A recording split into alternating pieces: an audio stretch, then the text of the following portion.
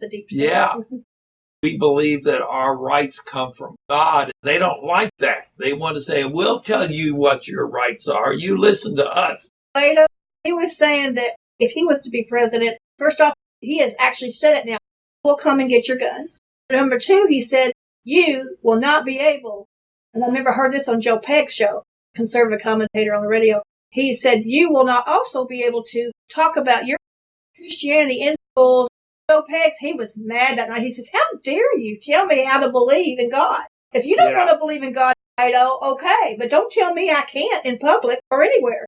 We have to get that fever, that fervor, and passion like the left has. We got to show that, no, you're not going to take our freedoms and our religious freedoms away. We're running out of time. We appreciate John Brewer and Cindy Marlowe. I want him to expound on the evil in this time of year. Before we started, you had said something about the devil doesn't take his time on. The devil doesn't take his time a day off. This election may seem like a small thing, but in the state of Kentucky, it makes a huge difference. That's right. Because if there's legislation that's bad with a non-Christian governor, we're going to have a very hard time. Very hard time. Very hard time. I remember talking to a guy who said, I never voted before in my life, but he said, I'm going to vote this time. Okay, God bless you. Tune in again next week for the rest of the news. Hi, I'm Dr. Frank Simon. I'm an allergist and family doctor, board certified in both allergy and internal medicine. I specialize in allergy, headaches, sinus, hives, cough, asthma, hypertension, and diabetes. We're located at 1404 Browns Lane, near Norton Suburban Hospital. Our phone number is 895-5088. We can see you tomorrow. Okay, ready? John's all up against your chair, is he? Oh, okay, there I am. There you are. Just barely. I have to lean way in. Come on, way over here. We'll just do this number. Okay. Are we started? I think we're live, aren't we? Yeah, you should be. I would expect so. I already hit live. This is Frank Simon with the rest of the news, and we've got a really important program to show you. Okay, I'm Frank Simon, this is Cindy Marlowe, and this is John Brewer. We're trying to play a clip from just before the election. We're having a little trouble. We're going to try to begin with the clip. Okay, let's see what happens. Republican Governor of Kentucky, Matt Bevin. Governor, what do you make of that comment? Tonight the president said, listen, he's constantly asking for things for Kentucky, but says you're doing a good job. I love this president. I love it. We've got a good relationship. He says the same thing to me in private. He said it very publicly tonight, but it's true. I ask him for a lot. He delivers a lot. He's a man who loves America. He's a man who loves Kentucky. Kentucky was the first state called for him when he ran. He's never forgotten it, and he's been very good to us. Well, and he was back there tonight, obviously rallying for you ahead of a big election, a number of offices in Kentucky tomorrow. Let's look at the latest Mason-Dixon survey. It has you and Andy Beshear, the Democrat, of course, tied. It says locked in 46 to 46, 7% undecided. Also in that poll, the reporting from the Washington Post says, though Bevin's job approval rating remains underwater at 45%, compared with 48% disapproval, that is an improvement in recent months. How do you swing this thing? Can you, as your critics point to the things they don't like about what you've done as governor of Kentucky? If you take on challenges, there's always going to be plenty who don't like things. If you take on the pension failure, if you take on tort reform, if you take on education reform, if you take on tax reform, these things are going to create controversy. We've kicked so many cans down the road for so many years, and I took these on very intentionally. The first political job I've ever had, Shannon. I'm not a politician. I'm not doing this to kiss rings or backsides. I'm not trying to build a political career. I'm trying to clean this state up. There's a lot of corruption. There's a lot of mess that's been left by 96 straight years Democrat control of our House. I'm only the fourth Republican in 100 years. I'll remind you, though, 4 years ago at this time, 4 years ago, the night before the election, the same polls showed that I was down by 5%. I ended up winning by 9%. The polls don't work well here. So if they show that we are even right now, that bodes very, very well for us. I want to win by double digits. It absolutely is a bonus to have the president here, because this is a man who loves our country and our state, as I said, and the people here are grateful, and they will be enthusiastic about turning out even to a greater degree than they might otherwise have been. I want to read something from Congressman John Yarmouth. He is a Democrat, obviously from there in Kentucky. the only one, I think, in your congressional delegation. He says this to the Washington Post. Matt Bevin is kind of the antithesis of any politician I've ever been around, in that he seems to get up every day and decides, quote, well, who am I going to piss off today? You've tangled with the teachers. We know they're very popular there across Kentucky. People have come to their defense and said, listen, these are our children's educators. You've taken on some unpopular fights.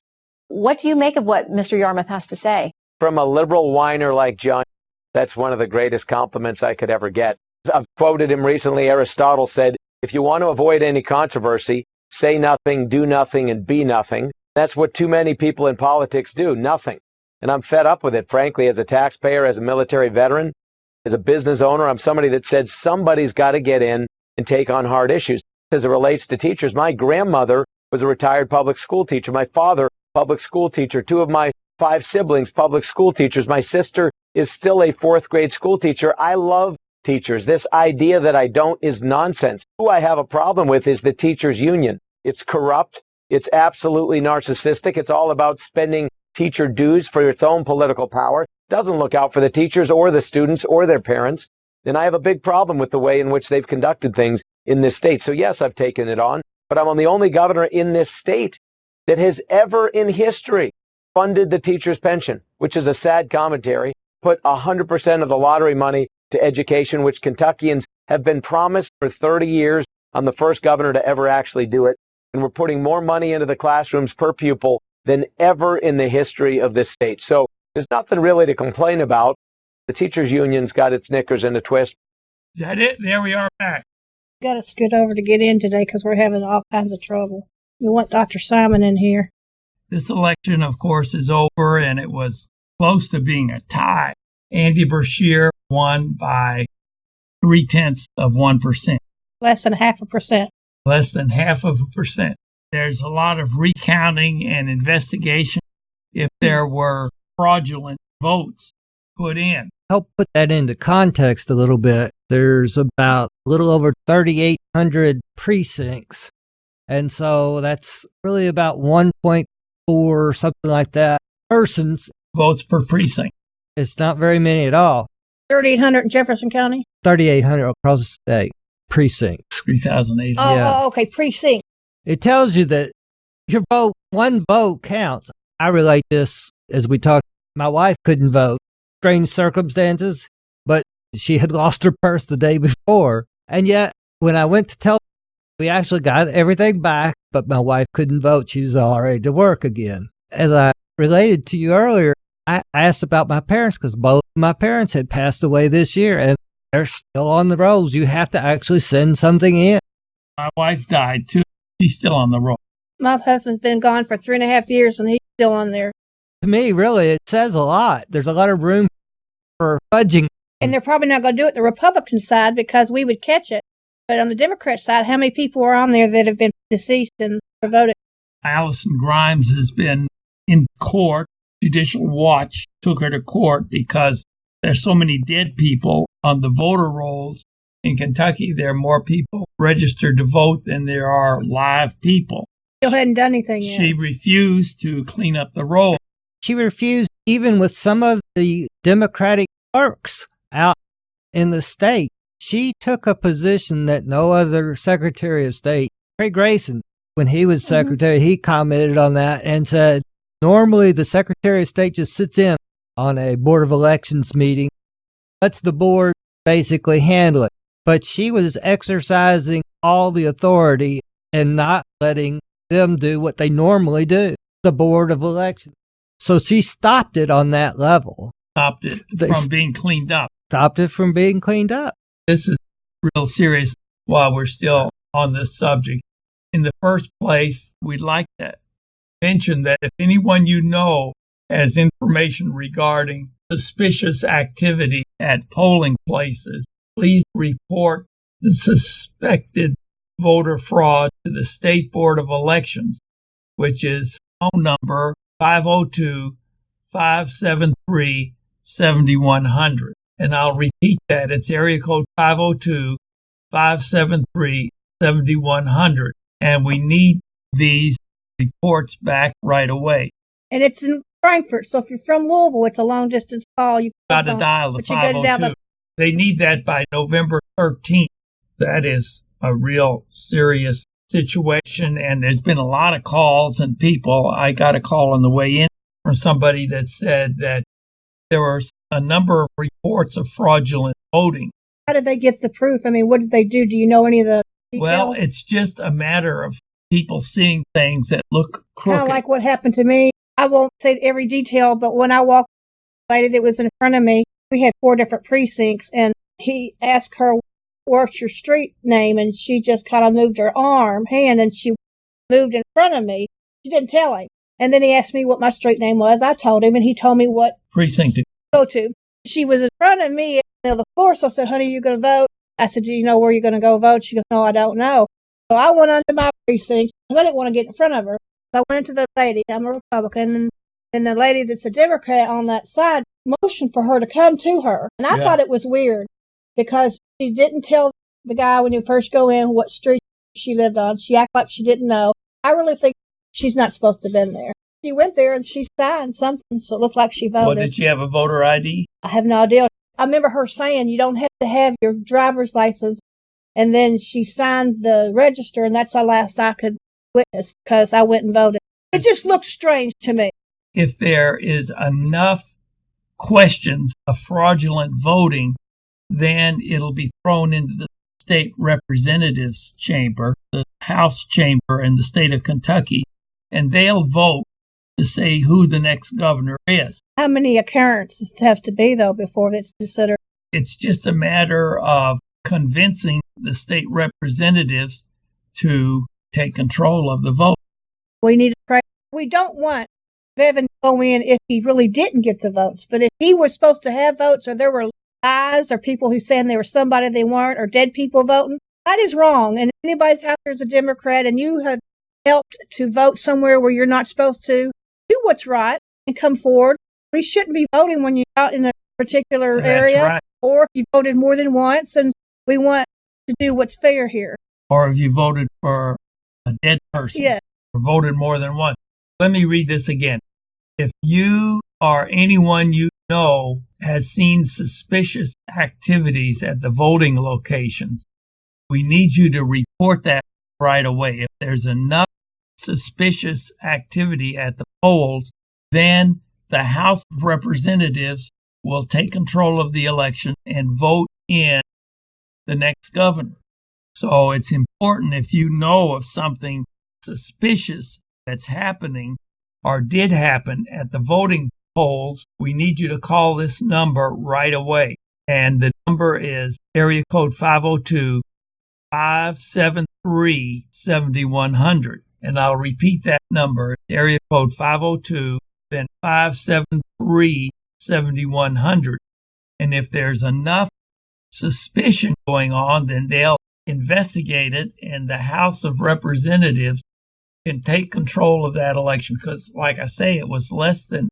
They'll serve as a jury, and they'll decide based on the facts. Not to take away from that, but of course the media didn't report the rest of the news. We do the rest of the news. Every other Republican on the state ticket won. And by great margins. So even the one that had the least amount of votes had 40,000 votes more than the opposition. This is just due diligence. For the governor to go through and just make sure that it's right, that's not out of the ordinary at all. He got 704,000, I believe it was this time. 704,388 votes. In the 2015 election, he received 511,374. He actually increased 200,000 more people came out to vote for Bevin, but yet the whole total amount of people that turned out in 2019 was 504,295. So 300,000 people somehow, that was more this time. 504,295 people voted, more people voted this election time gubernatorial. I find that strange. Strange. It may be warranted. President Trump came in here and got people out, and they got people out. Unions. With it this close, any candidate that was worth his salt would go and look. So where did the other 300,000 votes? Think about it. That's 300,000 more votes. I don't know. I'm not going to sit there and analyze it because I can't figure it out just yet. I'm trying to figure it out because I've been doing analysis. First off, we have one of the highest turnouts ever. Did you look and find out about Trump? I would like to find out about Trump. We should have done that. So a lot of these places were almost 50%. Some of them were 51, 47, 48%. That's a high turnout. Usually Kentucky has 20 to 30. This is an off election year, even though it's gubernatorial, it's an off election. Because next year's a presidential. But anyway, I know the national media made a big deal out of, the governor lost, but they sure did forget about the whole rest of the state. I mean, we came as close as just about humanly possible. I don't remember any time that every Republican on a statewide ticket won. From what I heard, yeah, that would have been the first time. So if there's an irregularity, it's worth looking into. You're talking about 1.4 votes per precinct. That is nothing. If you or anyone you know has information regarding suspicious activities at polling locations during this last election, please report suspicious voter activity to the State Board of Elections, and their number is area code 502-573-7100. And I'll repeat that. It's area code 502, but you have to dial the 502 because it's in Frankfort. So it's area code 502-573-7100, and we have to call that in right away. You don't have to be able to prove anything. All you have to do is say something was a little fishy. I guess I'll call mine in. It didn't look right to me at all. All you have to do is report suspicious activity, and the House of Representatives could take over this very, very close election and decide like the court. So that number again is area code 502-573-7100. I just still think it's odd that his discrepancy of what the governor got compared, like you said, the other constitutional officers overwhelmingly got, over 100,000? I think Alison Ball had the most. She had 855 and he had 704. That just doesn't make sense to me. It's just odd. But we have to have people that have a little suspicion and things happen that they are questioning and wondering about. You don't have to prove anything and you don't have to have it certain, but we want to know if anything suspicious happened. So that number again is area code 502 in Frankfort, area code 502, then 573-7100. Call them and tell them what happened and they'll take it down. If it's suspicious activity, we'll find out about it. Well, I also want to comment that the Libertarian candidate, John Hicks, got 28,000 votes, even if half of those would have gone over, or a third. You can't prevent other parties from running, and we're not for that. We want a fair election. There's other ways that things have been done in other states. I don't know if anybody's wanting to consider that kind of a thing, but the point is we want the most fair system. And I think on the good, positive side, I just have to say that for us to get a good attorney general, that means a lot. An experienced attorney general, for us to get a good Secretary of State, sat on the board and who's actually educated other secretaries of state. He is very, very familiar, and his campaign promises, which we all hope he'll follow up on those. I have every expectation we will move forward on that. Well, it's a terrible thing. Allison Grimes would refuse to clean up the voter roll. It's against the law to let all these dead people be on, and they went to court. She lost. It's a terrible thing that all these dead people are on the vote. There was one example of this guy, over 100, and he, according to the records, had someone sign his name and vote. I don't doubt that's possible at all.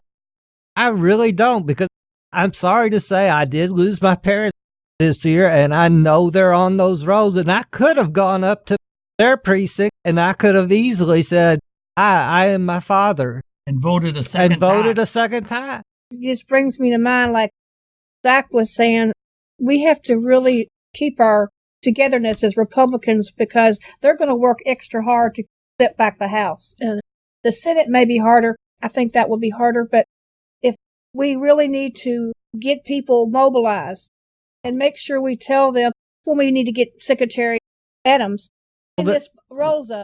Everybody's got to do their job. In the next year, right. I know they say every election is the most important ever, but really this is probably as close to the truth to that as you can get, especially when it comes to Trump, because you could see all the stuff that's happening up in Washington, D.C. One thing after another. They were going to impeach him before they could even impeach him. He was sworn in. And the fact that they brought in CIA and FBI and all that kind of stuff. James Comey, Brennan, and all them, they've really disgraced the intelligence. Well, they have even their trial up there, the supposed trial. It's an inquiry. They're hiding part of it. They won't let some of them testify. They won't let the council be there on all that. That sounds like a Russian country. Can't even bring in witnesses. It doesn't bear any resemblance to democracy. It really doesn't bear any resemblance. The rule of law is gone. But they just hate him so much instead of letting the people decide. A lot of us did not like Obama at all, but we never put him through that. We talked bad about his policies, but we didn't put him through I love to impeach him. That has to be very high treason. It has to be misdemeanors, and that's probably a mild term for the founders to use. But we're talking about, must be something so grievous, so desperate that you'd want your president out. And he loves his country. He's not a traitor. They called him a traitor. They called him a spy. All these things they brought up that he did that was not very nice. He already apologized to Melania. People make mistakes. If anything to do with him running what he's doing now. The irony of it is, it keeps coming out more and more that this is what the Democrats did. This was fake and that was fake. Really, there should be some Democrats on trial here. I hate to say it that way, but when Attorney General Barr finishes, I am hoping that some people actually are prosecuted and go to jail, because what they've done, what Biden himself admitted to, was quid pro quo. That's interesting. They'll talk about what Trump did when he actually said, he used the B word. He got fired. He was going to keep them from getting money. He actually said that. It's on camera. Yeah. It's on video. He was bragging about it. To sit there and then try to hold the president to a higher standard when they have the transcript, unbelievable. I have a question. Let me just throw it at you. Even if he said, we think there's some criminal things may have happened with the Bidens, even if he did say that way, which I think he did, and you investigated, what is so illegal about that? When you're trying to investigate corruption, plus it was back in 2016, it wasn't even for now. They're trying to make it a big deal because there's a candidate running named Biden. But the problem is there was a candidate running named Trump, and it's a double standard. It's crazy. In fact, we actually have a treaty with Ukraine to actually clean up the corruption. They are one of the worst states in the world. Well, I think they're cleaning up. They've always been known for that, as well as Russia, but that's true. I don't understand what's wrong with saying that to me. I never did understand it from the beginning. He didn't say we're going to keep money from you at all. That's why he keeps telling people, read the transcript. He's made the transcript available, but now they bring in these false witnesses or hidden witnesses that work for the CIA. And guess what I just heard today? That Eric was in the Mueller report, way down on a footnote of digging up something. I didn't hear it all, but he's been in there all along, this so-called whistleblower, but he's not really a whistleblower. Whistleblower is when you show something that's corrupt. He wasn't even in on the call. He can't even show it, but he was somewhere down in the Mueller report in a footnote, so he's been in on this all along. He's a young, Rush calls him a pajama guy. Gets in his pajamas and does all this hacking. Well, that's the kind of people we have trying to take down our country. It's a coup. That just means that we can be more vigilant. Well, let me read this once more. There is a lot of suspicion that there was fraudulent votes in this past election, and it was a very close election, 1/3 of 1% difference. So if you or anyone you know saw suspicious activities at the poll, last Tuesday. We need you to call and report that. And the number to call is area code 502-573-7100. They're collecting all this information, and if there's enough, then the whole election may be thrown into the House of Representatives here in the state. And if you know anybody that voted and they shouldn't have, if they're illegal residents, if they're not citizens, you have to be a citizen to vote. Come here and live and say you have a green card, and they ask you, do you want to be put on the voter roll? You are not supposed to be. If you hear this right now, you are being misled. You are not allowed to vote unless you're a citizen. We're glad that you're here and you're here legally, but you are not allowed to vote. So if you voted just because you were on the registers and you went in to vote thinking you could, you won't get in trouble. You were just put on the voter rolls because of our Allison Grimes, because she allowed it. Once more, and then we're going to have to leave.